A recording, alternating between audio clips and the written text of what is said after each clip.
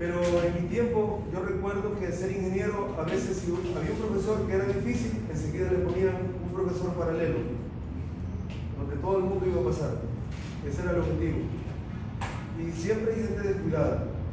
También hay gente brillante, le he dicho siempre, hay gente muy capaz y son la mayoría. Entonces vale la pena hacer una maestría. Y en maestría, inclusive hay doctorados exclusivos para eso ahí, que es evaluación, un tema específico de evaluación. El riesgo es la confluencia de esa ecuación y vean que es un producto. Cuando es un producto y uno de los miembros del producto es cero, entonces todo es cero. Para que haya riesgo tiene que haber las tres cosas que están allí: la amenaza, la exposición y la vulnerabilidad.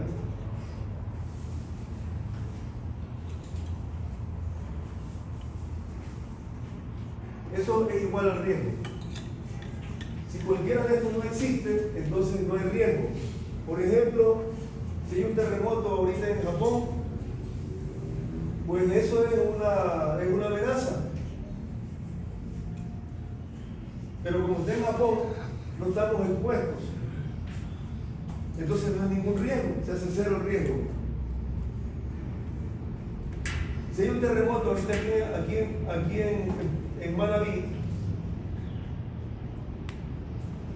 y yo no soy vulnerable porque estoy en una casa que tiene aisladores de base, contiene diagonales rigidizadoras, contiene muros de corte. Entonces en ese caso no soy vulnerable. Y a pesar de que está la amenaza y que estoy expuesto, porque ahora sí estoy expuesto porque estoy en Manabí, el riesgo es cero porque la vulnerabilidad es cero.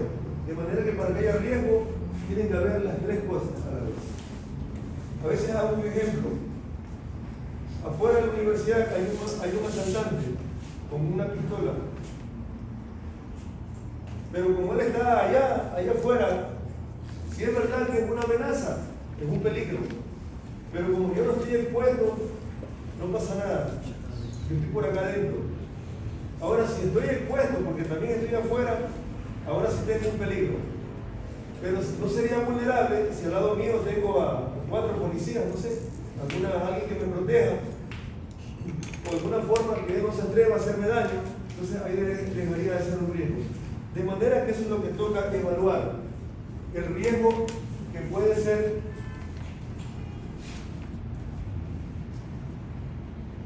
la confluencia simultánea de esos tres factores.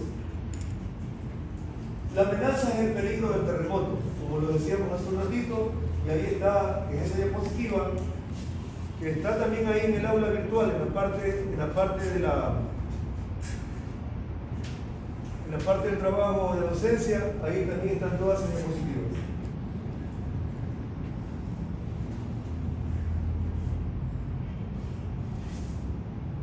Está la exposición, que es estar cerca de la zona donde está, por ejemplo, aquí tenemos una zona, esta zona de aquí donde siempre se generan terremotos. Entre la zona de Esmeralda hasta aquí Malta, hay un lugar donde siempre se está fracturando la corteza. Y en ese caso eso sería la amenaza. Y ese nosotros lo representamos, esa amenaza en ingeniería, nosotros lo representamos mediante una cosita que se llama la aceleración, por los espectros de respuesta, cuantificándolos por su aceleración y los espectros de respuesta. Luego viene la exposición, porque si el sismo es aquí en las costas de aquí de Manabí, entonces ahí estamos expuestos. No estaría expuesta una persona que vive en la Amazonía, porque está muy lejos allá en el oriente. En la Amazonía ahí está el peligro, pero no están expuestos. Pero el problema es que estemos expuestos. Y lo último sería la vulnerabilidad. No habría riesgo si no fuéramos vulnerables. Y la vulnerabilidad normalmente está por casas mal construidas o con irregularidades. Ya las irregularidades ustedes hicieron un trabajo. Esta vivienda, este no era un edificio aquí en la universidad. Vean los colores institucionales, verde, amarillo. Tenía columnas cortas y se quedó así. Y cuando se quedó así también se desplomó, ¿no? O sea, desplome de estar vertical, me refiero, no desplomarse, de caerse. Pero ya quedó que no servía porque no tenía había perdido la verticalidad y la horizontalidad de las losas. Había quedado muy dañada, entonces la demolieron. Es decir, ella fue vulnerable a la exposición y vulnerable también porque estaba expuesto y finalmente era vulnerable porque estaba mal construida. Y así múltiples ejemplos de cosas vulnerables. Entonces, ¿cómo sabemos cuándo una edificación es vulnerable? Para saber si es vulnerable, la única forma sería evaluándola. Y para evaluarla, existe un sinnúmero de métodos. Porque prácticamente todo el mundo se está inventando uno. Mañana yo puedo decir que yo quiero hacer un doctorado, en que voy a hacer una evaluación para las casas mixtas, que nadie tiene nadie ha evaluado las mixtas, las que hacen de madera y mampostería, que son típicas aquí en la costa, en Ecuador.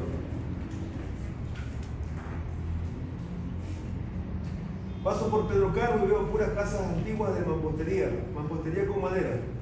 En Guayaquil también, aquí en Puerto Viejo todavía quedan algunas.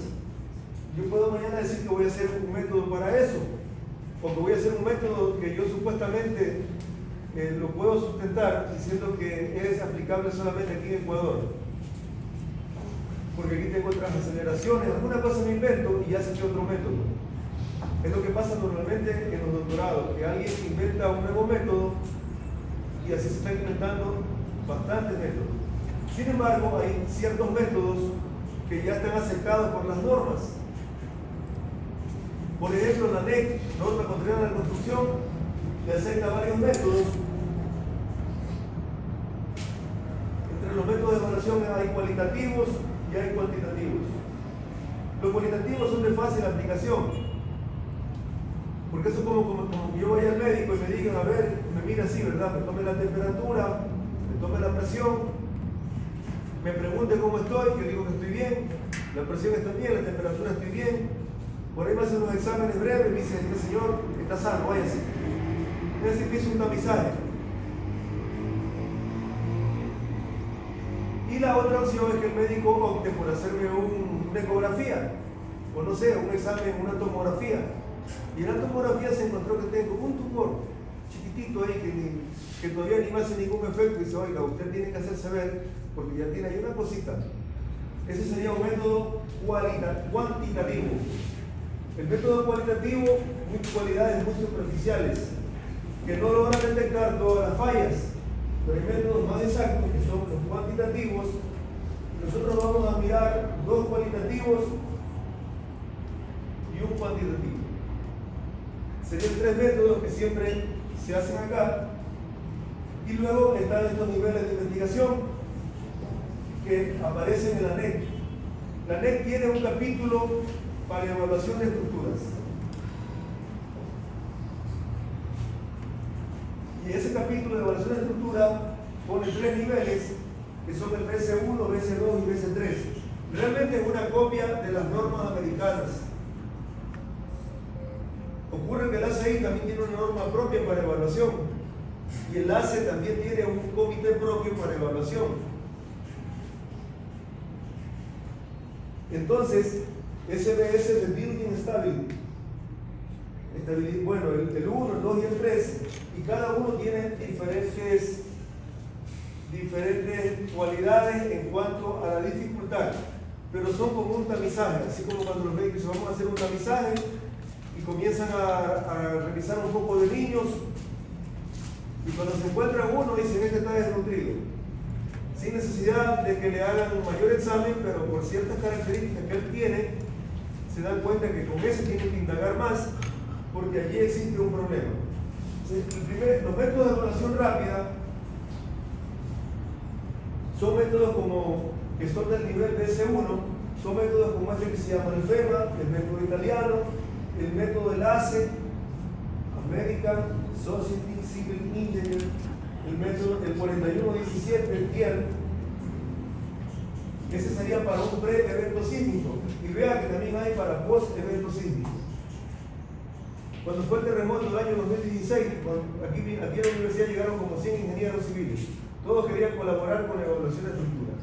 El problema era que nadie sabía de qué forma evaluar, porque no se tenía un formulario, alguna cosa que pudiéramos catalogar a las edificaciones.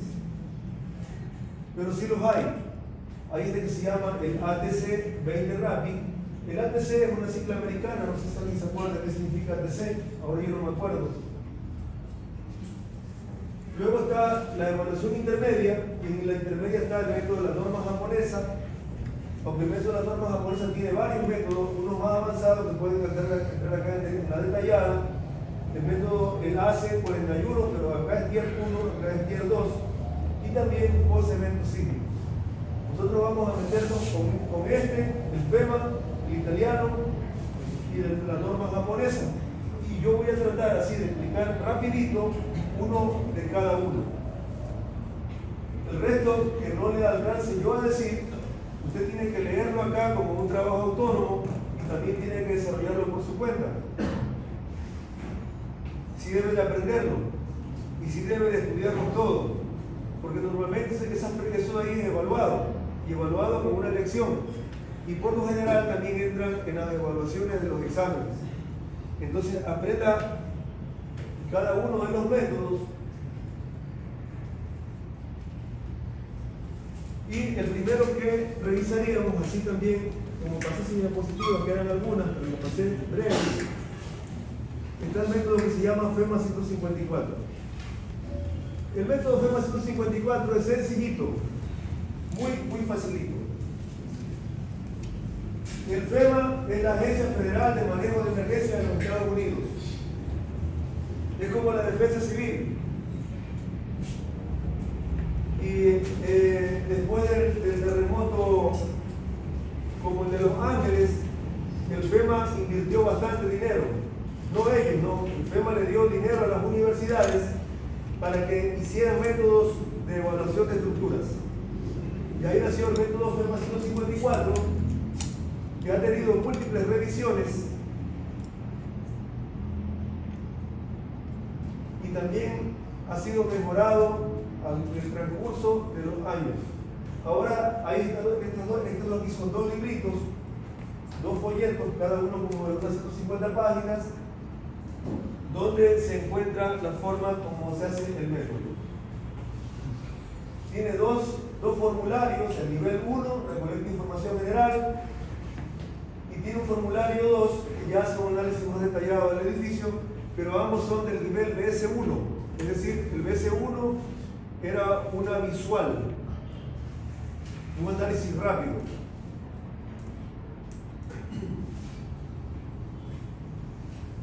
El procedimiento de evaluación visual rápida permite identificar rápido y fácilmente aquellos edificios que podrían causar una pérdida de vida, daños o una severa interrupción de los servicios básicos de la comunidad debido a eventos sísmicos. ¿Para qué sirve? Pues si yo me doy cuenta que uno ya tiene eso, entonces yo debo de pasar al siguiente nivel.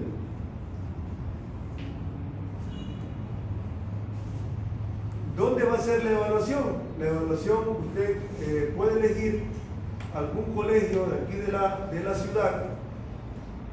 Ese colegio solamente no es todo el colegio, solamente es un bloque, como que fuera aquí la universidad, solo un bloque. Ese bloque tiene que ser visible al menos por 3 lados, como este bloque que estamos ahorita aquí nosotros. Es visible de este lado, del lado allá y de acá. No es visible ahí en medio, porque en medio está anexado a otro. Lo ideal es que se vea por los 4 lados y que usted le pueda dar la vuelta completa. Porque si yo le digo que se vaya a evaluar casas al centro, que puede ser que se consiga una o en la misma suya, pero ocurre que usted está pegado con el vecino. O esas casas que usted no lo conoce están pegadas con los vecinos por delante, atrás, y solamente le ve la fachada. Ahí es difícil, sí se puede, pero tendría que tener acceso completo a la vivienda y no siempre es posible. Entonces, yo les estoy poniendo esta tarea y tendría que hacerla en un colegio que ustedes quieran. Si alguien quiere hacer en un colegio particular, usted tiene algún rector, algún amigo que tiene un colegio, una escuela, y le dice, ¿sabe qué? Yo quiero hacer esta tarea, ¿me permites? Y le da permiso, vaya. Y si no, puede hacerlo con cualquiera aquí en Puerto Viejo, de los que están en la lista que yo les puse allí. Usted tiene que decirme cuál es primero y qué bloque va a elegir. Porque puede ser que, por ejemplo, que 3 personas vayan al Colegio Olmedo. El Colegio Olmedo hay como unos 20 bloques, tal vez, no sé, pero ahí se ven bastantes. Tampoco puede ser uno réplica, porque hay unos que son réplica. Por ejemplo, este de aquí es réplica del de allá, del otro. Pues yo no puedo decir que evalúe este bloque y ocurre que el otro que está donde tenemos clase normalmente es el mismo. Tienen que ser bloques que se vean significativamente diferentes. El método del FEMA lo que hace es que da un puntaje. A medida de que uno comienza a hacer trabajo con el método, eso le genera un puntaje y ese puntaje indica si el edificio es vulnerable o no es vulnerable. Eso sería para el formulario 1. Luego el formulario 2 lo que tiene son puntajes modificadores que ayudan a que si el primero quedó alguna duda, ya con el siguiente formulario se pueda aclarar más la situación. Esto me lo paso, les puedo, eso queda para que ustedes lo lean y acuérdense que tienen que revisarlo cuando vayan a desarrollar el método, leerlo, no pido que nadie se aprenda nada de memoria, pero sí léalo porque de ahí salen ciertas preguntas. Ya en Estados Unidos, por ejemplo, el método FEMA lo tienen para teléfonos inteligentes, como una aplicación.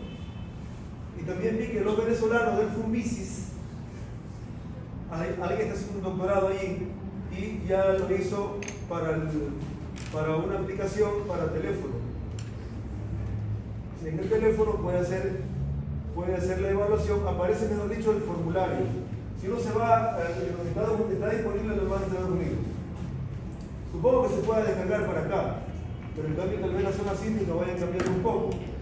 Entonces lo que hace ahí es que aparece el formulario, claro, no aparece el formulario completo, ¿no? Sino que le va apareciendo por partes para que uno pueda llenar.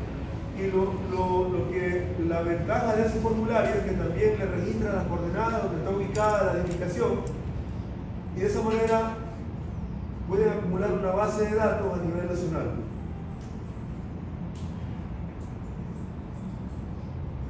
Esto lo paso y ese es el formulario, la parte 1 y la parte 2. Son 2 hojitas muy sencillitas de llenar y yo ahí le comencé a poner así, haciendo más grande la primera parte. Por ejemplo, ahora la siguiente lámina usted va a ver solo esto que estoy haciendo así con el dedo. Esto. Solo va a ver esto de aquí y es esta parte de acá. Hay datos generales, la dirección, quién lo evaluó, qué hora fue, cuántos pisos hay sobre el suelo, cuántos pisos hay bajo el suelo. Muy sencillo, nomás de leer y uno responde. Como cuando dicen, llene sus datos, se ponga el nombre, teléfono, dirección, sencillito. En ocasiones aparece este que se llama DNK. Y cuando uno no sabe qué es una sigla, lo que uno puede hacer es irse al mismo manual del FEMA. En el aula virtual, lo dice método del FEMA, formulario, aquí uno dice FEMA 154, lo voy a abrir. Ahí está, solo que va a tardar, son 388 hojas. Lo voy a abrir mejor desde mis carpetas para que no tenga que cargarse, que demora.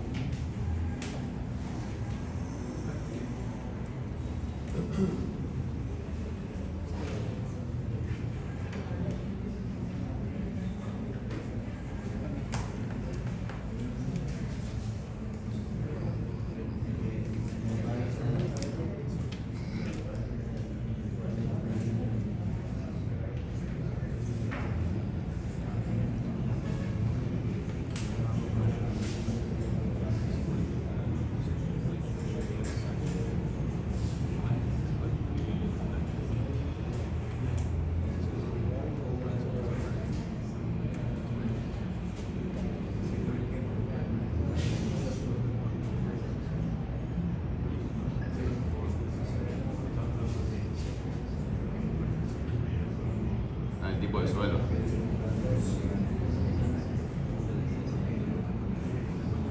Vea, ahí me puse a buscar porque le quería hacer un ejemplo de que cuando usted algo no entiende o algo ahí del formulario le resulta raro, váyase al manual. Ese manual de 388 páginas está explicado todo. Está en inglés, es verdad, pero ahí uno puede revisar tal vez con el traductor o con el contexto. Entonces, aquí lo que dice que DNK, peligro geológico no ha sido determinado por parte del proceso de plantación. No conocemos, no se conoce. Entonces acá en este formulario en ocasiones le va a aparecer esa palabrita de DNK y cualquier cosa que no entienda lo busca ahí. Aquí en Puerto Viejo tenemos la microzonificación sísmica y si se va a la microzonificación sísmica se va a encontrar cuál es el tipo de suelo. La microzonificación está también en el aula virtual, en donde dice materiales de aprendizaje o alguna cosa.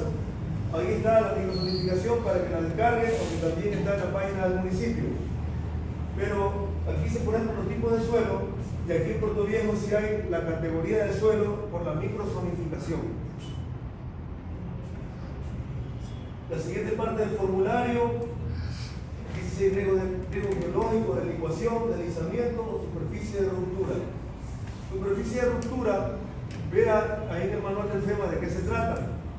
Ocurre que ciertas viviendas están ubicadas en lugares donde se sabe que hay una falla, porque por ahí pasa una falla.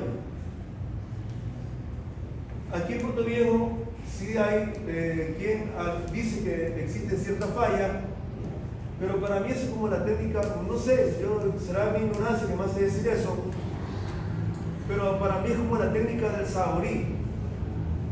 ¿Saben lo que es el saborí? El saborí se hace buscando agua, con una horqueta así. Y comienza a hacer así, a buscar agua, y dice que ahí hay agua, y con una horqueta, con una varilla así que se le cruzan. Eso se llama la técnica del saborí. Entonces ocurre de que los señores que hacen esto de las fallas, donde está la falla, muchas veces lo que cogen es que miran un mapa de Google y donde ven cierta protuberancia o cierta quebrada, ahí le marcan como falla. Entonces eso se puede ver, si existen mapas así. Si usted quiere ver esa superficie de ruptura, le pudiera preguntar a Kervin Chunga, que ha hecho aquí en Puerto Viejo. ¿Qué tan reales sean? Yo no lo sé. Porque lo hacen así, digo, con mapas de Google y mirando, es un estudio simplemente mirando mapas. ¿Será que tienen su técnica? Entonces, esta es la parte regular del formulario FEMA. El formulario FEMA tiene este poco de numeritos que uno al inicio no los entiende, pero después se da cuenta que es súper sencillo. Porque tiene que W1, W1A, W2, S1, S2, S3, S2, por un poco de S, S1, S2, S3. Pero uno puede buscar en el FEMA de qué se trata eso. ¿Qué significa esa simbología? Yo ya la pegué ahí.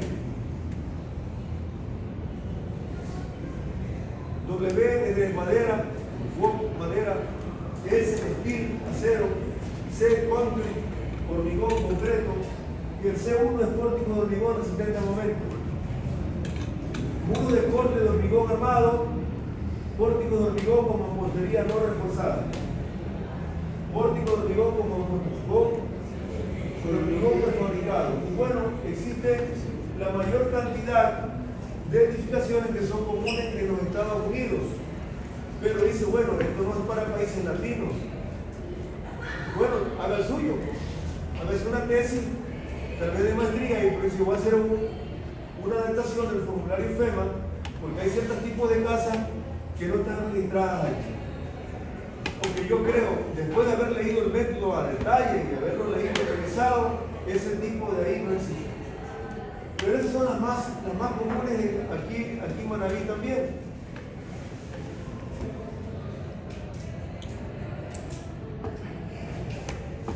Aquí yo he colocado del ACE, ¿cuándo se considera que un pórtico es S1?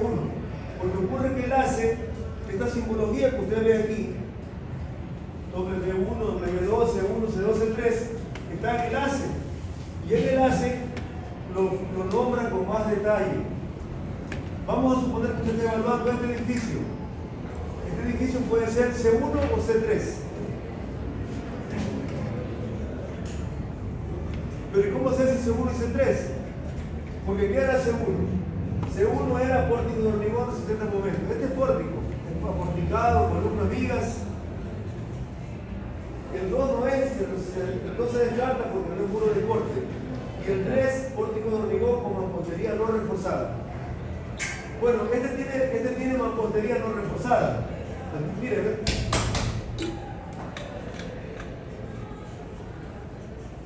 El que está, y bueno, y este muro es continuo del primer al último piso. Para que sea mampostería no reforzada, tiene que cumplir ciertos requisitos. Por ejemplo, que el muro sea continuo del primer al último piso. Y si yo me doy cuenta que este pedacito de muro de aquí, nomás de la ventana para acá, es continuo del primero al último piso, entonces ese cae en esa categoría. Pero puede haber un edificio como el que tenemos acá al lado, que uno toca así, y lo que tiene es gypsum o fibrocemento, lo que significa que ese edificio está todo, en el caso de un terremoto o de un sismo, lo que funcionaría por completo serían sus pórticos, las columnas y vigas, mientras que en este de aquí recibiría una cierta ayuda de la mampostería, y por lo tanto es importante que usted describa bien de qué se trata cada uno de estos de aquí. Entonces vamos a suponer que yo dije o me encontré que efectivamente este edificio de aquí, es C3. C3 URM. Este URM es una sigla de Reinforced Mampostery, mampostería no reforzada. Dice, bueno, tiene un puntaje, si es así, tiene un puntaje básico de 1. Si tiene una irregularidad vertical grave, le tiene que bajar 0,70. Si tiene una irregularidad vertical moderada, le baja 0,40. Y si tiene una irregularidad en planta, le baja 0,40. Observe que aquí habla de una vertical grave y de una vertical moderada. Es probable que ciertos edificios que usted va a evaluar tengan columnas cortas, por ejemplo. Normalmente todos sus colegios tienen columnas cortas. ¿Cuándo la columna es corta y qué tipo de irregularidad es esa? ¿Es grave o es moderada? Para no equivocarme y ponerla mal. En ese caso, yo le he dejado, primero le dejé la guía de cuándo es C1, cuándo es C2, los puntajes mínimos, y también ahí lo que hice fue traducir del método del FEMA qué es una irregularidad vertical grave y qué es una moderada. Mediante figuritas, con figuritas cualquiera lo entiende. Solo mirando las figuritas yo no entiendo cuando algo es severa o cuando algo es moderada. Bueno, eso ya le toca leer a usted para aprenderlo.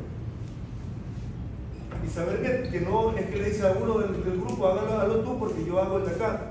Hágalo todos porque cualquiera de estas cosas, bueno, vea si yo le coloco algo así, usted debería saber identificar si la irregularidad es moderada o es grave. ¿Sí? De esa forma, uno también puede en el campo o en el territorio saber o poder catalogar cualquier edificación.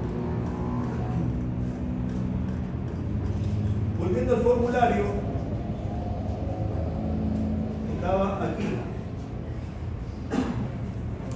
Aquí sigue dando ciertos puntajes básicos. Si no tiene irregularidades, todo esto es 0. Dice, bueno, y este de acá es precódigo. Precódigo significa antes de que existiera el código de la construcción. Y si dice posterior a la marca base, ahora tiene una de 1.50.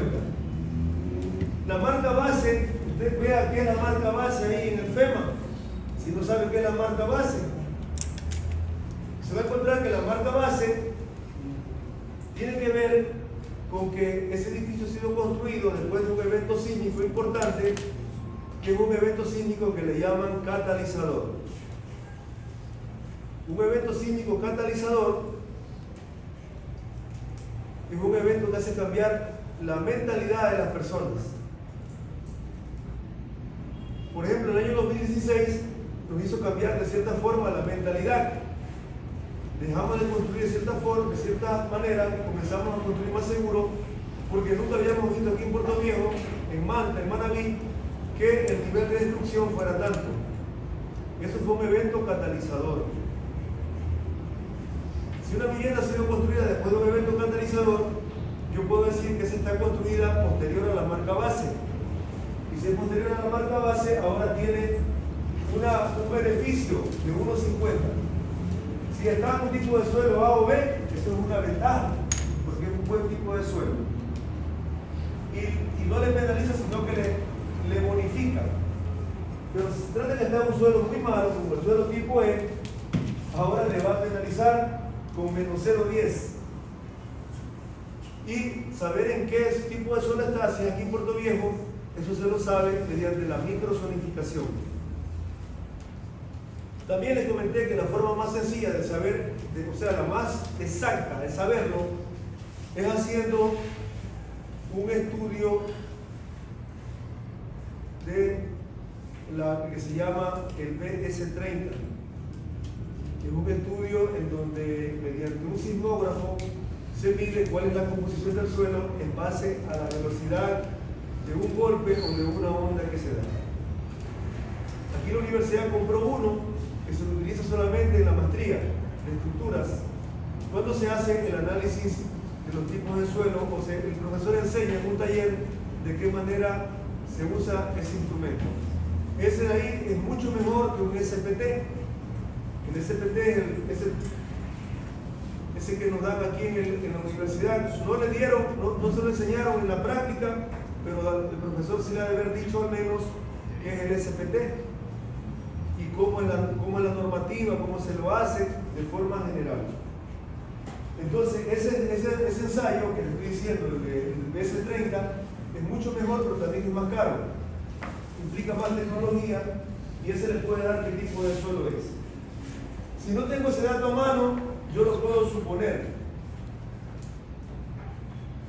Si lo puedo suponer, pero no lo puedo suponer como a mí me dé la gana, sino que lo que dice acá es que si usted no sabe el tipo de suelo, póngale, acá dice tipo de suelo, ¿verdad? Dice, póngale DNK, o sea, no sé. Y en ese caso tiene que asumir un suelo tipo D. Cuando el suelo tipo D ni le perjudica ni le beneficia, porque ni le bonifica ni le penaliza. Y de esa manera esto le va a dar un score aquí, un puntaje básico a la sumatoria, suma algebraica.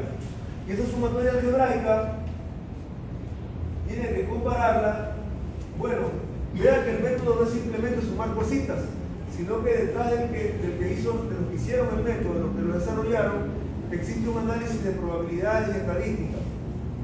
Si uno lee cómo fue concebido el método tiene mucha ciencia detrás, tiene mucha estadística. Dentro de esas estadísticas está esta ecuación, que es donde se derivan los puntajes o el score.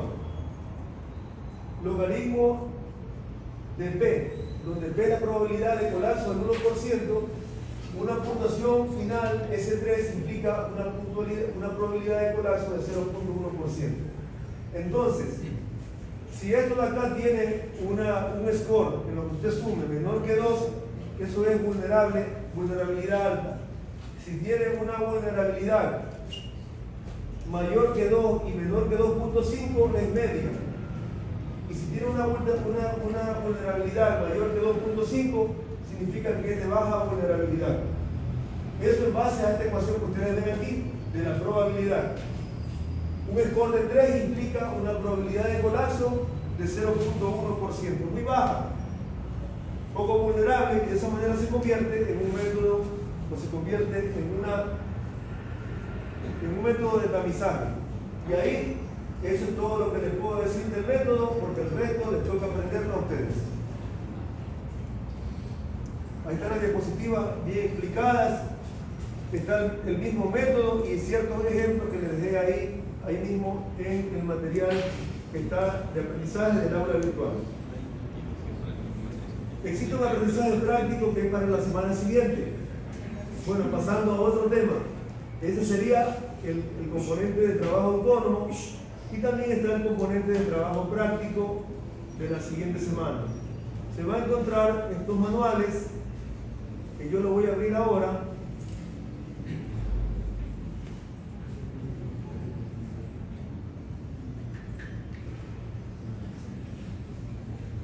Entonces, el primer hito tiene que ver con las escaleras. Porque toda vivienda que tenga un piso, pues tiene que tener alguna forma de nombre de acceder. Ahora, las escaleras tuvieron bastante daño durante el terremoto.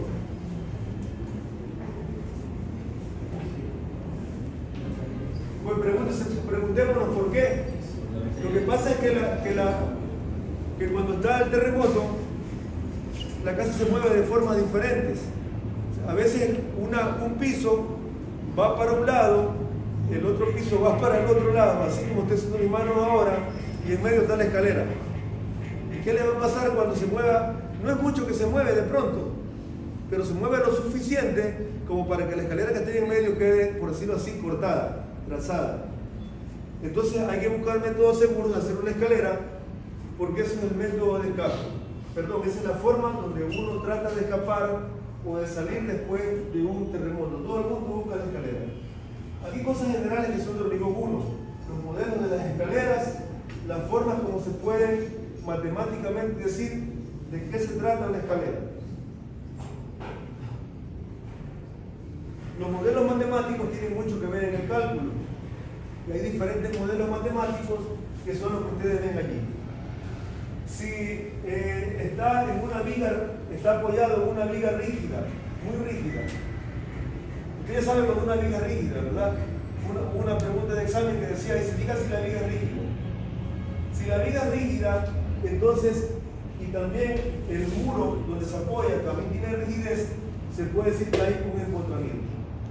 Si la viga no es rígida, como esta de acá, y abajo donde arranca es otra viga que es poco rígida, o simplemente es un pinto sin vigas de cimentación, eso será así un apoyo articulado y un apoyo articulado. Y no es lo mismo esto que esto. Puede ser la escalera en apariencia igualita. Se ve igualita la escalera, pero el modelo matemático es diferente. Y cuando nosotros hablamos en la primera parte de esta asignatura del diseño estructural, dijimos que el diseño estructural tenía tres partes: estructuración, análisis y diseño. Y dentro del análisis estaba dividido en tres partes. Y la primera parte era la idealización. Y la idealización es buscar un modelo matemático apropiado que represente a la realidad. Si el modelo matemático no representa la realidad, lo que va a ocurrir es que todo lo que tengo de ahí para adelante es basura. No sirve para nada porque el modelo matemático no es el real. Entonces, no va a ser igual si es encontrado o si es articulado. Ciertas escaleras estuvieron apoyadas en mampostería, así. Estuvieron apoyadas en mampostería. Cuando estuvieron apoyadas en mampostería, entonces todo lo que fue un apoyo móvil. Son conceptos básicos que están en hormigón y bueno, ahí queda la diapositiva, que viendo la figurita uno la entiende. Ya ves cómo ves esta figurita, ¿verdad? Y se mira, esto es de la viga del puente, como lo que decía el doctor Villacres o Jimmy Colón. Y cuando ellos lo tienen así, eso es un apoyo de rodillo, por la forma como está apoyado. Y lo mismo es con las escaleras. Lo mismo es con las escaleras. Si se trata de algo que está hecho monolíticamente, ahora sí existen tres reacciones, es decir, un empotramiento. Y esto era lo que les comentaba de las escaleras. Esta losa se mueve para acá, el suelo se mueve para acá, o dicho, el suelo se trata de mover para este lado, o la otra parte del piso, y la de acá se queda un poquito, se retrasa un poquito en moverse en ese mismo sentido, o se mueve en un sentido contrario, y lo que termina ocurriendo es el. Y también se trata de un problema de mal detallado del refuerzo.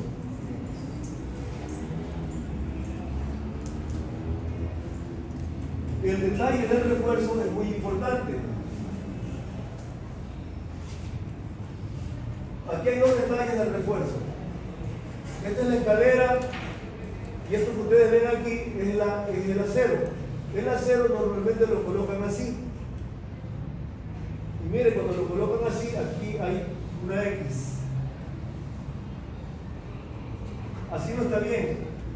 Eso se llama un mal detalle del refuerzo. La cantidad de acero es la misma. No es que le va a poner más o menos acero. El problema fue la forma como lo colocaron. Existe de hecho un capítulo del ACI completo, creo que es el 23 o el 21, que se llama Detallado del refuerzo. El detallado no puede ser, y también existe un ACI de puro detalle. Un ACI como de 500 páginas de puro detalle de cualquier elemento de estructuras. Entonces, en el caso de una escalera, el armado correcto es como el que está en la parte de acá abajo, que tiene un visto verde, así. Ese es el armado correcto. Usted sabe que el hierro lo colocamos para que esté en tracción, ¿verdad? El hierro resiste las tracciones. Esa es la forma, el concepto básico del acero. El acero resiste la tracción. Esta de aquí traccionando para acá. Este de aquí traccionando para acá. Y aquí un cambio de dirección. ¿Qué aparece según lo que nos daban en física en el colegio? Acero. Aquí aparece una resultante así. Esta resultante lo que hace es que le quiebra esto de aquí así y le va a pasar lo que está acá. Esa es la importancia de hacer bien el detalle del refuerzo.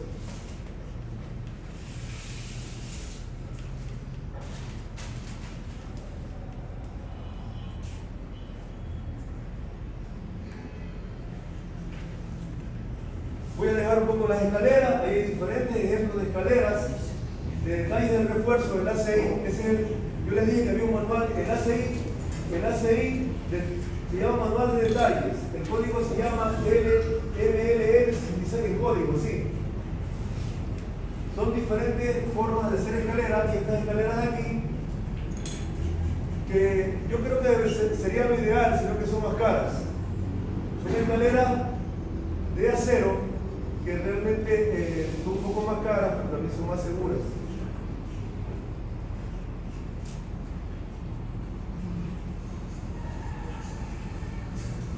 Ese es un edificio con aisladores.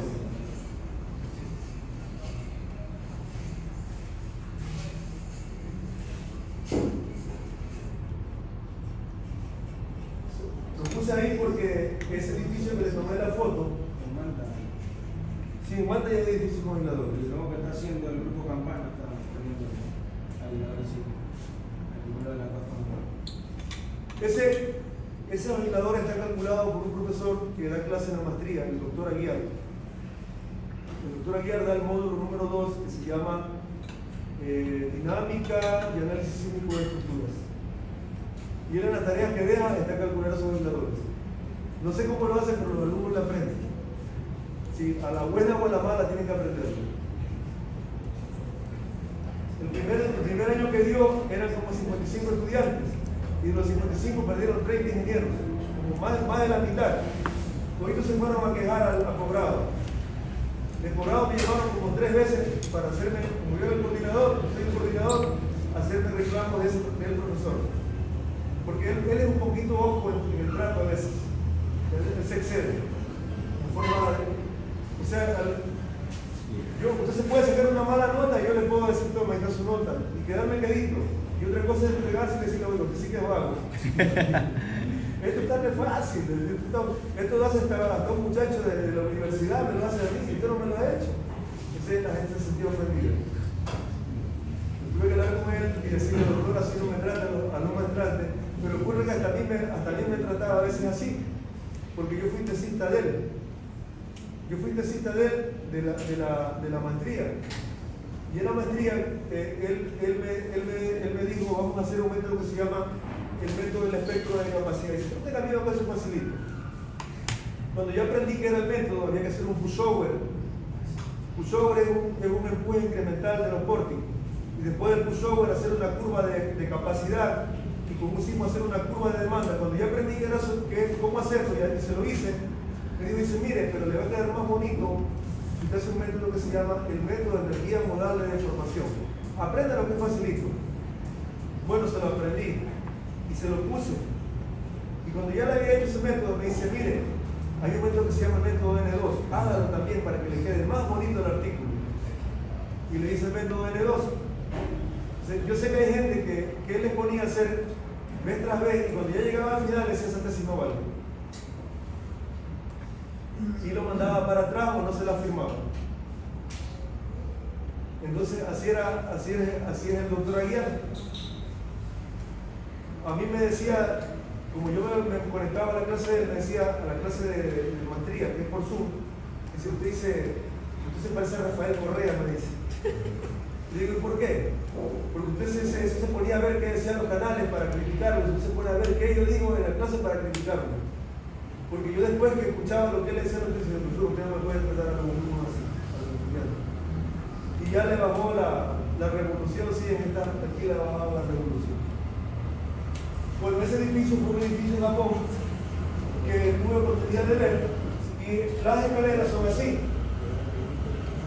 Lo molestoso sí es que efectivamente si se trata de un edificio uno escucha tan, porque son de acero. Pero es una plancha doblada en forma de escalera y como tiene una alta ductilidad no se daña. Entonces hay que dibujar la escalera, hay que tener una forma muy detallada de la escalera y hay que hacer el prediseño. Para hacer el prediseño está esa fórmula, eso siempre y cuando el modelo matemático sea un extremo continuo. Si el modelo matemático, este modelo matemático es un extremo continuo. Es un extremo continuo porque para acá continúa. Y como para acá continúa, para sacar la altura mínima sería L entre 24. Si fuera dos extremos continuos, poco a poco va bajando, va subiendo el numerito. Pero ahora es L entre 24. Entonces sería la luz libre, todas las luces se miden en sentido, las luces se miden de forma horizontal. Las luces se miden horizontalmente y se miden desde la cara de un apoyo hasta la cara del otro apoyo. De la cara de este apoyo a la cara de este apoyo hay 360. Y esos 360 es lo que ustedes ven aquí. O sea, es decir, no es la distancia inclinada, distancia horizontal. Esa distancia horizontal le da el espesor mínimo que debe tener la escalera. ¡Ojo! Ese es el espesor mínimo para evitar deflexiones. No tiene nada que ver con las vibraciones, porque las vibraciones es otro tema. Es solamente lo mínimo para que no tenga deflexiones exageradas, porque que se deflecta. Luego toca calcular las cargas, y aquí está el ejemplo de cómo hacer el cálculo de las cargas, e inclusive está desglosado uno por uno. Eso se ve en hormigón 2, o debería verse en hormigón 2 cuando dan losas en una dirección.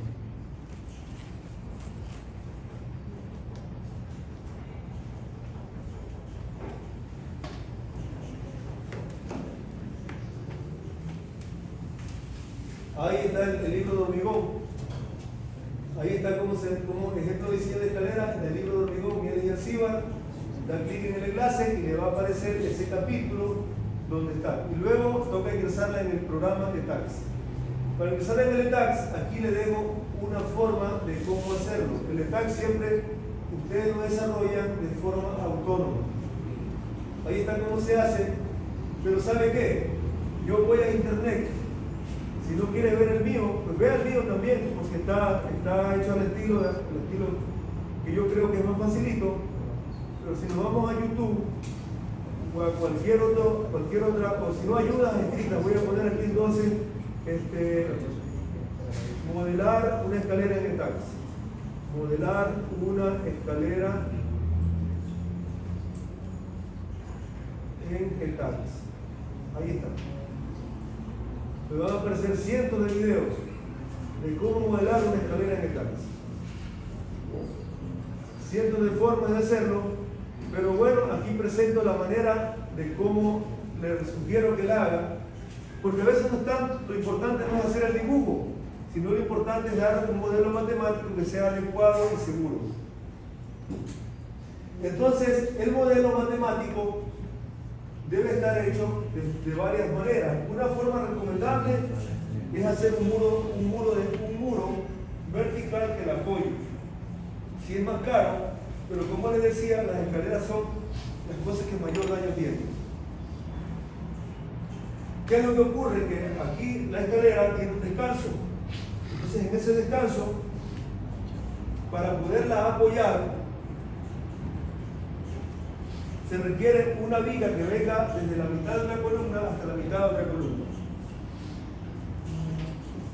Y ahí resulta lo peligroso, porque se transforma en una columna corta. Aquí se lo pueden ver mejor. Miren, este es un piso y este es el primer piso. Y la escalera viene con una rampa así, la escalera llega hasta acá. Y para que la escalera llegue hasta acá, tengo varias formas. Una es apoyarla en una columnita así, pero una columnita independiente de las columnas. ¿Me explico? No la misma columna, de la estructura, sino una columna independiente. Esa es una forma recomendable de hacerlo. Apoyarlo en una columna distinta, el descanso, no en las mismas columnas. ¿Qué pasa si lo apoya aquí mismo en estas columnas? Y la columna no estuvo preparada para hacer eso de allí. Si lo apoya en una columna, lo que puede ocurrir es que le va a tener el efecto de columna corta, porque aquí sería entonces hacer una viga desde este punto hasta este punto para que esta viga sea el apoyo del descanso. Aquí está una columna, ¿verdad? Y acá está otra columna. Entre esta columna, o mira la pizarra, mira acá por favor, y esta otra columna, suelen hacer una viga así, acá a la mitad. Y luego hacer que el descanso se apoye en esa viga. Eso también es otra forma de hacerlo, pero termina en muchas ocasiones dañando la columna, porque lo origina el efecto de columna corta, le concentra tensiones por aquí y la termina dañando. ¿Y cómo lo sé? Porque uno aprende de las fallas. De hecho, la ingeniería está basada en la falla. La ingeniería civil está basada en la falla. Todo lo que hacemos nosotros está basado en las fallas. En que alguien ha ensayado, ha hecho una cosa y ha visto en qué punto falla y ahora busca un punto, cómo alejarse para no caer en la misma falla. ¿Cuál es la forma más adecuada? La forma más adecuada sería hacer un muro, pero en cambio es la forma más cara de apoyarlo. O hacer una escalera como las que le mostré antes de acero. ¿Y ese muro tendría una viga también ahí? Los muros no tiene que tener viga, no tiene rigidez infinita. Solamente sirve para apoyar a la escalera y el muro tendría que ser desacoplado, es decir, no estar pegada a las columnas, solamente ser un muro que sirva para apoyar la escalera. Esa sería una manera. La otra forma sería poniéndole la viga y la tercera manera sería poniéndole una columna independiente. Aquí hay que respetar mucho la palabra de un profesor que se llama Marcelo Romo, ya un señor como unos 70 años, que se dedicó su vida a la ingeniería, no se casó nunca, porque está bien con el ingeniero Romo, fue profesor años de hormigón armado y después trabajó, ya se cansó de la docencia. Él era profesor de la Universidad de las Fuerzas Armadas y como los alumnos de él son los mismos que hoy día son los jefes en el cuerpo de ingenieros del ejército, entonces lo tienen trabajando en el cuerpo de ingenieros. Y la mayoría de obras que se diseñan en el país pasan por la mano del ingeniero Romo. Yo hablando de este tema con el ingeniero Romo, él fue una vez que me dijo, no, lo mejor es apoyarla en dos columnas independientes. Yo tomo en cuenta la consideración de que él es una persona de mucha experiencia que ha trabajado en la docencia, en la investigación y en la construcción. Por eso les digo que las columnas no son las columnas propias del edificio, son columnas independientes. De las tres maneras las puede enseñar y si usted revisa el tutorial, en ese tutorial está de las tres formas, está para hacerlo de las tres maneras. Entre los puntos de la tarea, después de la escalera, está definir la carga reactiva W. La carga reactiva W, ya sabemos que toda esta parte de aquí es lo que llamamos el coeficiente C, el coeficiente de cortante basal, y W es la carga reactiva. De acuerdo a la norma controlada de la construcción vigente, para toda vivienda se le pone la carga muerta como carga reactiva. Y si se va a tratar de bodegas o almacenes, se le aumenta un 25%. Para modelarlo en el programa TAX, se recurre a esta ruta que está aquí. Se va al menú definir y hay una opción que dice mass source, es decir, origen de la masa o procedencia de las masas. Y cuando se active esto, se ponga eso, se va a activar esta ventana. Esto trae un nombre ya por defecto. Y uno toca editarlo y en esa edición decirle que la masa la vamos a especificar, el patrón de carga lo vamos a especificar y decirle que es una vez la carga muerta, si se trata de una vivienda, y decirle que tiene un 25% de carga viva si se trata de un almacén. Eso lo dan, deben de haberse lo dado en ingeniería civil, probablemente. Esa forma de crear que sería, acuérdense que se crearon los estados de carga. Los estados de carga se creó el estado de carga sismo 1, sismo 2, sismo X, sismo Y, perdón, sismo X y sismo Y, y después de crear sismo X y sismo Y hay que indicarle al programa de dónde va a tomar la carga reactiva W en esta ecuación. En esta ecuación ya esto le dijimos, hoy hay que decirle de dónde va a tomar la carga reactiva y ese sería el procedimiento para hacerlo. Luego se toca crear un análisis modal espectral. El método de las fuerzas para calcular estructuras significa de que a la estructura le colocamos fuerzas. Y nosotros revisamos que las fuerzas no superen las resistencias de la estructura. En la fuerza está este de acá, que es el análisis modal espectral. Dentro de ese análisis modal espectral se lo puede crear en el programa de TAX. Lo que hace el programa ahora es que uno le va a ingresar este de acá, que es el espectro de la NEC, el espectro de la norma. El espectro, les he comentado que tal vez el ingeniero Stalin en ingeniería civil le enseña a hacer, o el ingeniero Marcos, y si no también en la maestría les enseñan a hacer cómo se hace cómo se lo logra encontrar a partir de una serie de signos, hacer un espectro. Se tiene este espectro, y este espectro de acá tiene para acá arriba la aceleración y para acá tiene el periodo. Aceleración versus periodo. ¿Qué es lo que hace el programa? Le busca los modos de vibración de la estructura. Y cada modo tiene un periodo. El modo de vibración es la forma como la estructura se mueve en el tiempo.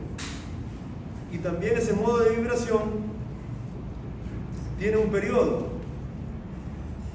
Entonces lo que hace el programa es que le calcula múltiples modos mediante procedimientos matemáticos, y ese procedimiento matemático le dice, por ejemplo, que le va a decir, por ejemplo, que si el periodo es 0,5 segundos, 0,3 segundos, por decir una cosa, ¿no? Como una casa de 3 pisos, le va a caer por este punto de acá esa aceleración, y con esa aceleración le va a calcular luego la carga o la fuerza sísmica. Esto de aquí ya lo vimos, porque era esta parte de aquí.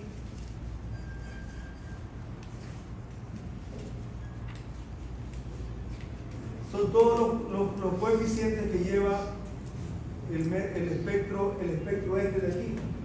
Ahora, en este espectro, cuando uno va a esta ruta,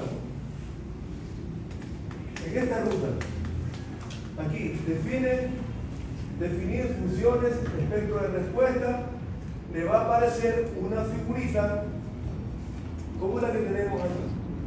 Le va a aparecer primero este cuadro de acá. Y de este cuadro, lo que uno lo despliega, aparecen diferentes códigos, entre ellos la norma cotidiana de la construcción del año 2015. Cuando lo seleccione, se le va a activar un cuadrito así como este que ustedes ven aquí. Y en este cuadrito uno tendría que llenar cuál es la zona sísmica, cuál es el coeficiente ETA de la región, cuál es el factor FA del tipo de suelo, FD, FS y otros parámetros más que son los que están aquí. Algunos de estos datos ustedes ya deben tenerlos de la creación de la tarea pasada. Son los mismos, no tienen por qué cambiar. Tienen que colocar exactamente los mismos. Y de esa manera se coloca el efecto. Luego toca crear las combinaciones de carga. Las combinaciones de carga, el programa por defecto, en esta ruta que ustedes ven aquí, define el load combination. En esa ruta le va a aparecer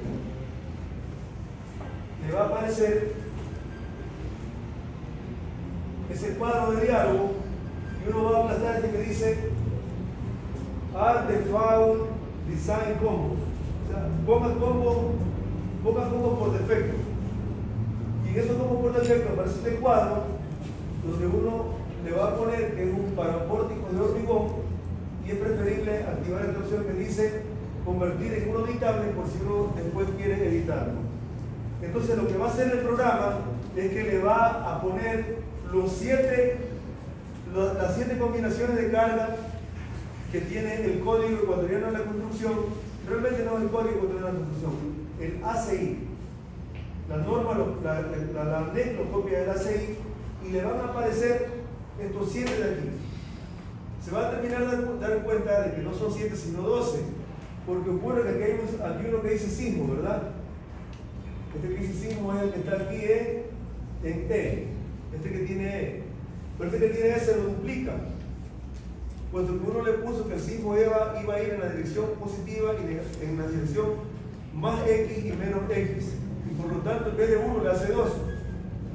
Y luego también cuando hace el sismo en Y, también le ha puesto también que serían 2 direcciones. En la dirección Y positiva y Y negativa, ahí le va a hacer 2 más.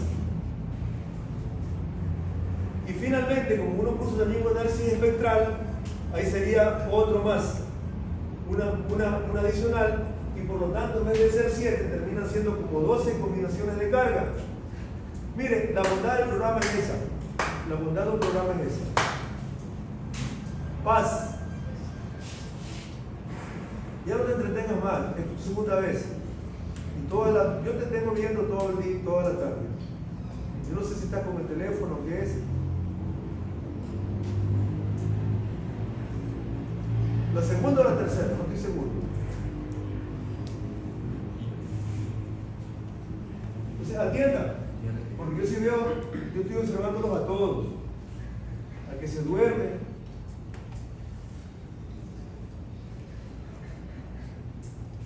Esas son las combinaciones de carga que existen. Luego toca definir el análisis P-delta y ahí se terminó la primera parte. Porque la segunda es hacer la cimentación.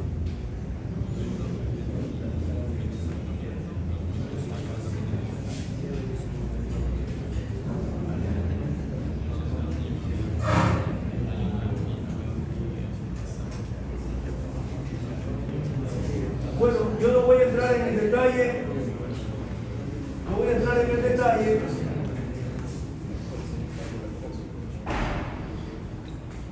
No voy a entrar mucho en el detalle de los tipos de cimentación, porque esas cosas ya se vieron en la asignatura de cimentaciones, o debieron haberla visto. Si quisieron ver con el ingeniero Palacio, segurito les dio muchos tipos de cimentaciones, ¿sí? pero si por evadirlo y no estudiar se fueron con otra persona, probablemente no habrán visto con la misma intensidad. No digo que no aprendieron, ni que el profesor no sirve, sino que como el ingeniero Palacio lo da. Oiga, cuando yo era vicedecano llegaban unos estudiantes a que querían anular la matrícula. Y decían, es que quiero anular la matrícula porque por un esguince del pie. ¿Cómo es un esguince? Yo no sé lo que es un esguince cuando yo me viro, ¿verdad? Y me quedé ahí hinchado.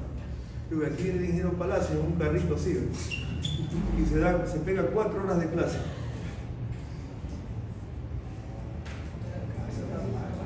¿Ah? A veces hasta más.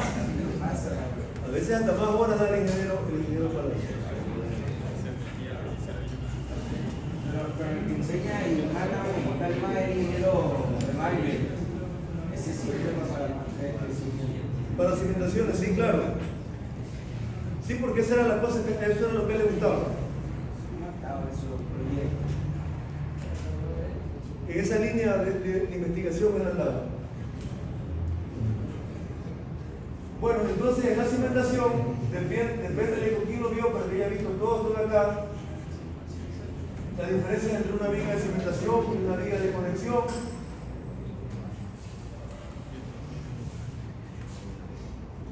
Los diferentes tipos de suelo, que son cosas de información general que están allí, y la forma de sacar la capacidad portante en suelos granulares. Estas son fórmulas del SPT. Bueno, hay varias formas de sacarlo, ¿no? Si le preguntan al ingeniero Martín, él saca de otra forma, dice que lo calcula por asentamiento, pero esta es una de las maneras. Esta es una forma general donde la capacidad visible del suelo se le calcula 11 por el número de golpes, y el número de golpes es el número de golpes del SPT, para suelos granulares y para suelos cohesivos. También está esa tabla, en donde se da también para diferentes tipos de suelo ciertas capacidades que están en un libro. Claro, eso son cosas generales, como para tener una noción de cuánto dan, pero nada reemplaza un estudio del suelo. También está el criterio de asentamientos, y el asentamiento es mayor mientras la zapata es más pequeñita. Entre más grande es la zapata, por ejemplo, esto sería para una zapata cuadrada. Una zapata cuadrada tiene un bulbo de presiones como el que se ve aquí. A medida que avanza en la profundidad, cada vez la presión que transmite el suelo va disminuyendo, hasta que acá existe un punto del suelo donde el suelo ni se entera que arriba tiene una carga, porque la carga se va disipando a medida de que avanza en la profundidad. Mientras más grande es la cimentación, ancha, mientras más ancha, por ejemplo, si hace una zapata corrida, ahora el bulbo de presiones se hace mayor. Esto es una zapata aislada y esto es una zapata corrida. El suelo es el mismo, el ejemplo es para el mismo suelo, solo que en este de acá note cómo el bulbo de presiones se distribuye a una mayor profundidad. Y todo es porque el ancho de la zapata es mayor. Y poco a poco significa que la carga de la cimentación se transmite a estratos más profundos. Y eso resulta en un beneficio para la estructura. Se lo idealiza de esa manera. Es un método aproximado para la distribución de cargas en zapatas rectangulares. Estos son cosas que normalmente les dan en la asignatura que se llama cimentaciones. En ese caso lo ven. Bueno, luego viene el prediseño de la cimentación. Para el prediseño de la cimentación, no estoy seguro si dentro de los datos que yo le di está la capacidad admisible del suelo. No me acuerdo. Solo está el tipo de suelo. Solo está el tipo de suelo. Miren, si solo está el tipo de suelo, entonces vamos a hacer de la siguiente manera. Para tipos de suelo que sean suelo tipo E. Suelo tipo E. Si el suelo es tipo E, entonces póngale que la capacidad visible es 50 kilopascales. Pues sería 50 toneladas por metro cuadrado, 5 toneladas por metro cuadrado. Menor que, si el suelo es tipo E, sería menor, ese sería por ahí.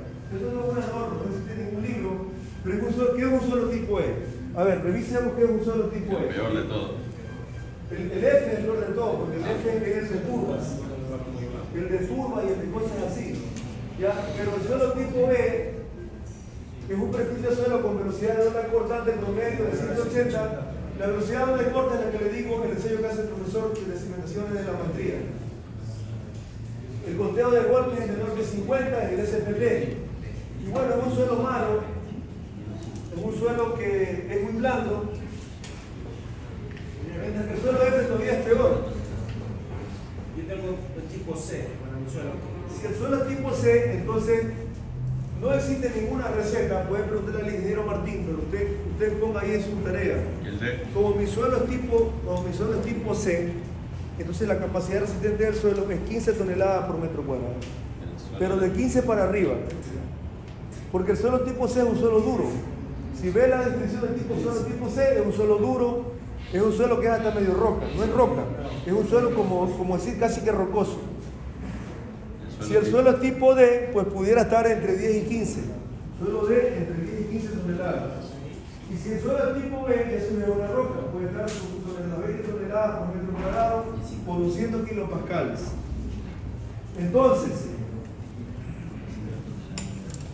avanzando, hay que hacer el prediseño de la cimentación, y el prediseño de la cimentación toca primero tener los pesos, las cargas que ya las hemos sacado para otras cosas.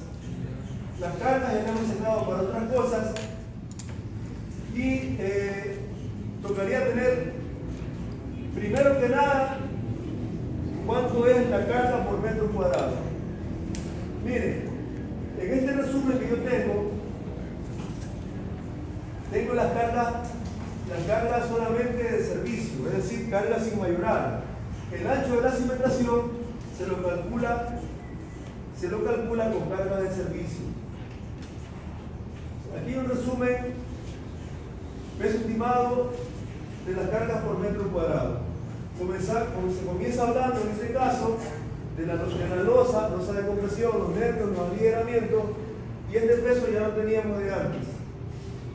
O no sé si en algún momento ustedes lo sacaron, pero el peso sería 250 kilonewton por metro cuadrado. Luego viene el peso por acabado de cargas permanentes, que ya lo sacamos en otra ocasión. Para asignarlo, creo que sí ya se lo sacaron ustedes anteriormente. Y me acuerdo que en la última clase, antes de la semana estudiantil, hicimos el ejemplo de las paredes. Yo tomé el ejemplo de una pared así como esta. Sacamos el peso y lo distribuimos en todo el área. Luego viene el peso de las vigas, que se lo puede calcular, así como ustedes ven allí, por el volumen, la longitud, o sea, el volumen calculado por el peso específico. Y luego dividido por la cantidad de metros cuadrados. Y así de esa manera uno puede obtener cuánto es la carga por metro cuadrado. La carga por metro cuadrado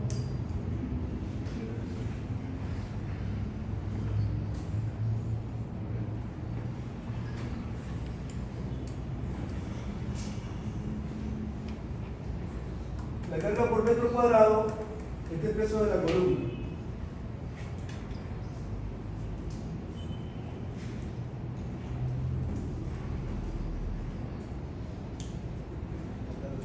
Ya, esta sería el total de carga permanente.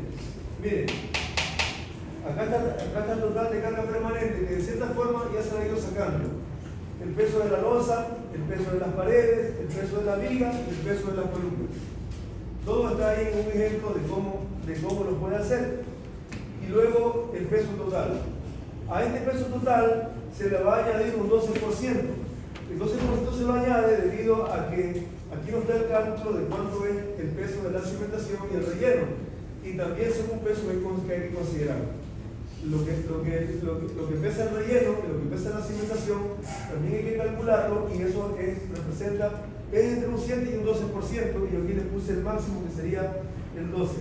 De manera que esta carga multiplicado por 1,12 da 968 kilonewton por metro cuadrado. Y a esto de aquí todavía hay que añadirle la carga la carga viva. La carga viva, que sería 240 en el caso de la oficina, que es el ejemplo que yo estoy desarrollando.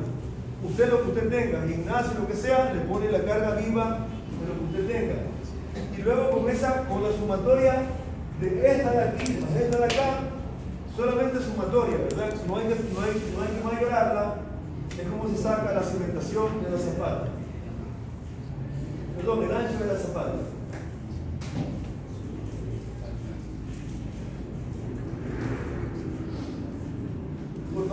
súmame cuánto es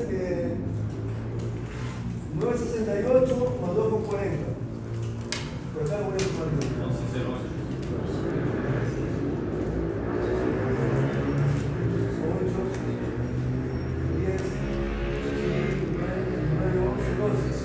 12,08 kilonewton por metro cuadrado. Kilonewton por metro cuadrado. Entonces, primero hay que tener las áreas cooperantes. En este ejemplo de acá se está calculando la zapata como una zapata corrida y por lo tanto se va a tener el área total de la zapata. Por ejemplo, miren, para el área cooperante de la columna 1B, el área cooperante de la columna 1B, esta es la columna 1B, ¿verdad? Esta de aquí. Esta es la columna del eje B y del eje 1. Por lo tanto sería la columna 1B. En la columna del 1B hay esta longitud de 1,50 más 4,50 entre 2. 1,50 más 4,50 metros entre 2. Entre 2 solamente el 4,50. Y a eso hay que, para tener un área, eso recibe la longitud, para tener un área habría que multiplicar en cambio el 4 más 5 dividido entre 2. O si no, 4 metros, no puse las unidades, acá le voy a poner arriba, 4 metros más 5 metros dividido entre 2. Ahí está el área cooperante de la columna 1B, que es lo que se ve ahí en ese ejemplo que está allí. Para la columna 1B. Se tiene el área cooperante, que es 16,88. Ese 16,88,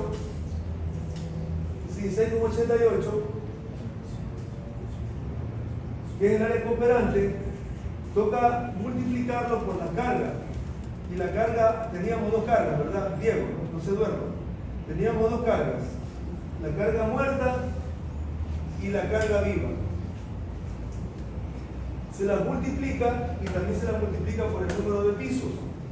Y eso da la carga que tiene, que son 407,70 kilonewton. Esa es la carga que va a venir del último piso por estática. Aproximadamente por estática, del último piso hasta la cimentación, va a haber 407 kilonewton, es decir, 40 toneladas. Esas 40 toneladas acá están divididas para dos. ¿Saben por qué están divididas para dos en ese ejemplo? Porque las zapatas son en dos direcciones.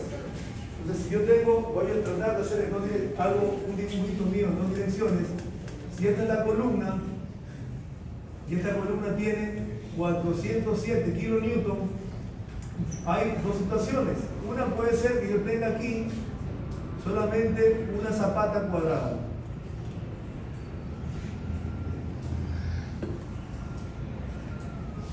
Espero que mi dibujo resulte un poco claro. Una cosa es que yo tenga una zapata así. Ahí los 407 kilonewton se tienen que repartir en esta área que está aquí. ¿Cómo así le voy a asombrar el área? Se tienen que repartir en esa área. Ahí lo tendrían que dividir para dos. Ahí lo tendría que dividir para dos. Tendría que dividir para dos si yo digo que esta zapata va a ser en dos direcciones. Piensa ahora que lo que yo tengo, déjenme adelantarme un dibujo, unas láminas hacia adelante para no tener que dibujarla yo, que lo que yo tengo es ni eso tampoco.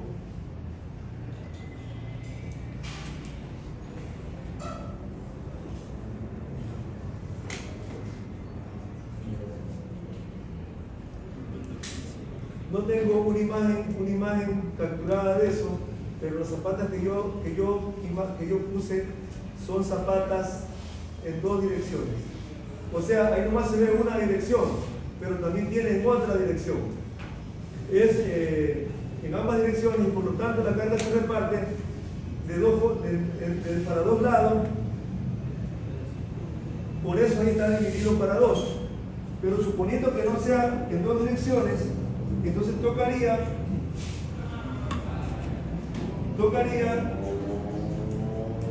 encontrar el área, y el área se le encuentra con esta formulita, el área de cimentación, por el cual lo que estamos haciendo es un rediseño. Y esto sí es muy necesario en el programa de CAX para no ir a la ciega. Para calcular el área vamos a multiplicar 1,20 por la carga P dividido por el cuadro visible. ¿Y qué es el 1,20? Bueno, ese 1,20 es un 20% por la carga sísmica que no están consideradas. De manera que miren, este 407 kilonewtons, lo vamos a multiplicar por 1,20 y lo vamos a dividir para el cuadro visible. El cuadro visible que yo tengo de este ejemplo mío es 80 kilonewtons por metro cuadrado. 80 kilonewtons por metro cuadrado. 80 kilonewtons por metro cuadrado es 8 toneladas por metro cuadrado, y eso lo da el estudio de suelo. El estudio de suelo les va a decir cuál es la capacidad portante del suelo. Lo hace normalmente con un SPT, y si no también hay otra forma de hacer análisis del suelo. Entonces, háganme esta operación por favor. 6.10 kilonewton. 610 metros cuadrados, porque el kilonewton se va a simplificar, y luego si la zapata fuera cuadrada sería raíz cuadrada, ¿verdad? El área sería raíz cuadrada de 610 metros cuadrados, y eso me quedaría en una zapata cuadrada. 246 metros. Dice, bueno, mira, aquí lo que tú tienes es que te voy a decir que tu zapata es de 2,50 metros, porque no te voy a decir 2,46. No sería el área, perdón, sería el B y el H de la zapata. La base y la altura quedarían 2,50 si fuera la zapata aislada, para una zapata aislada. Pero ahí no termina el cuento, porque solamente hemos considerado que existe una carga axial, pero también existe un momento. Es decir, en este dibujito que tenemos aquí, yo diría así, ¿verdad? Hay un dibujito así, miren. Hay un dibujito así.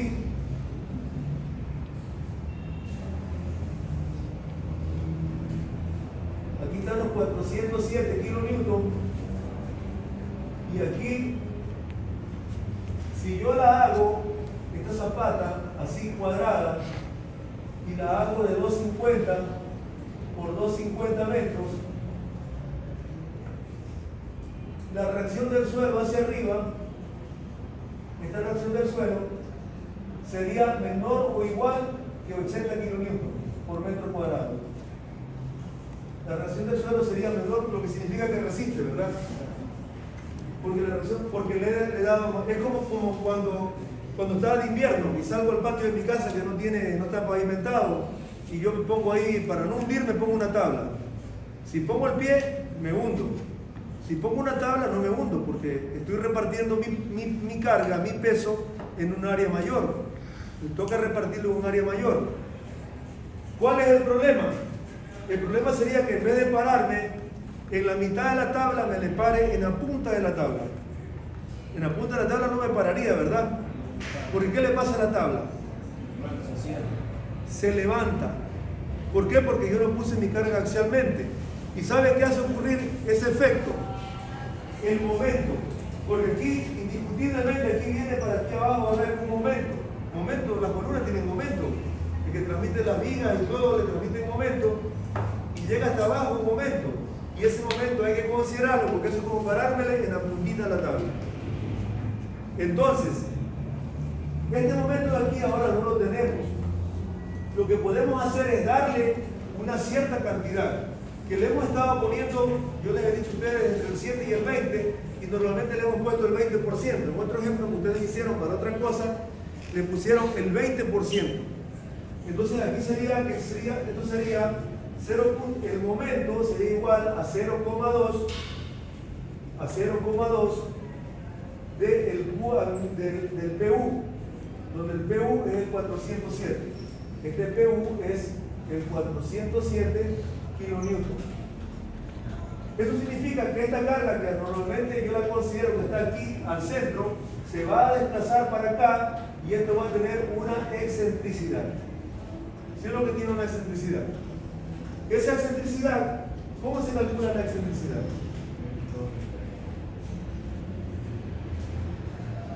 Es el momento sobre la carga axial.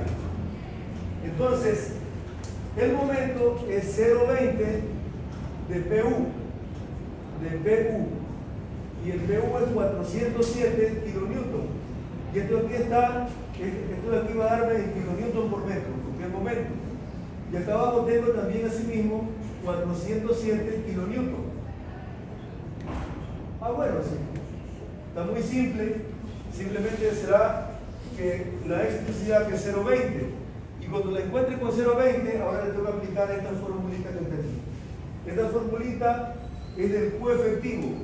El Q admisible es lo que el suelo resiste. Y el Q sub S es el Q de contacto. Es decir, lo que está transmitiendo, la presión que tiene la zapata debido a la carga y al ancho de la zapata. Les pongo un ejemplo, la misma tabla que le puse ahorita. Si yo me paro en una tabla pequeñita, probablemente reparta el peso. Y digamos que ahora la presión de contacto es 10. 10, acuérdese del número. Pero si me pongo en una tabla más grande, el peso es el mismo. Pero como yo tengo ahora mi carga repartida en un área mayor, ahora el Q de contacto, el Q sub S, es menor. Ya no va a ser 10, digamos 5. 5 lo que sea, la unidad que usted quiera. Va a ser 5 porque yo estoy repartiendo mi carga en un área mayor. Eso es la presión de contacto. Eso es la presión de contacto. Entonces, esta presión de contacto debe ser calculada porque está en función dentro de acá que se llama la excentricidad. Es muy simple de calcularla, porque aquí no debería poner el P, y el P es 407 kilonewton. Sobre A, el área es 250 por 250 metros cuadrados, que multiplica a 1 más o menos 6 veces la excentricidad que es 0,20, que multiplicado por L, que es 2.5 metros. Y ahí le sale el Q sub S. ¿Cuánto da eso? Da 98 con cuadernos y... El Q sub S da 98, que es el que me interesa. Kilonewton metro cuadrado.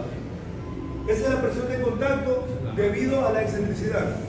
¿Sabe por qué? Porque miren, el suelo, para nosotros de forma ideal, esto es una mentira, porque el suelo no reacciona así. Nosotros decimos que el suelo va a reaccionar así, de forma pareja. Esto es mentira.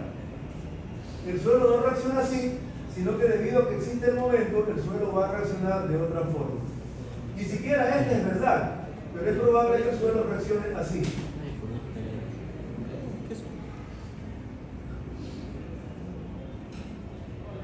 O sea, de este lado que está acá tiene 98 kilonewton por metro cuadrado. ¿Lo puedo aceptar? 96. Sí, 96. Ya. ¿Lo puedo aceptar? ¿Lo acepto o no lo acepto? ¿De cuándo fue el Q admisible de mi ejemplo? ¿Lo acepto o no lo acepto entonces? No lo puedo aceptar porque la capacidad del suelo es menor. Y acá me está dando una capacidad, un Q de contacto mayor debido al desplazamiento de la carga axial por el momento. Por lo tanto, hay que ampliar la zapata y decir, bueno, voy a desechar el 250 y voy a probar ahora con 260, con 270, con cualquier medida hasta que usted logre igualarlo. Cuando ya lo tiene hecho, ahí recién puede ingresar la zapata en el ETAX. Váyase ahí al tutorial, que en el tutorial está cómo hacer para modelar la zapata en ETAX. Se la va a modelar con algo que se denomina el coeficiente de balasto. Es la forma como nosotros representamos el suelo. Les voy a decir algo increíble. Nosotros tenemos este ensayo de aquí y ningún profesor lo usa. Lo tenemos nuevo de paquete. 280. Lo tenemos de paquete. Está ahí en el laboratorio. ¿Y saben por qué no se lo utiliza? No sabe usarlo. No se lo utiliza porque los profesores no quieren. Eso no es culpa de los laboratorios. Si el marco de reacción está abandonado y nadie lo utiliza, es culpa de los profesores de estructuras. Sí, pues si no hay, no se hace ninguna tesis. Ahí se están haciendo tesis, por cierto. recibe el doctorado, inclusive en la dental. Pero si nadie lo utiliza y eso está ahí como un elefante blanco, eso es cosa de cada profesor. Si yo estoy en las cimentaciones, yo le digo, ¿saben que yo voy a hacer el ensayo? Para que los estudiantes vean, o no sé, tal vez mecánica de suelo, que enseño para que vean cómo se hace eso de ahí. Eso de ahí está lo que se llama el módulo de balasto, y con el módulo de balasto es cómo se representa o se modela el suelo en una estructura. Ahí está todo cómo se lo hace. Entonces, bueno, esa sería la tarea para otra semana.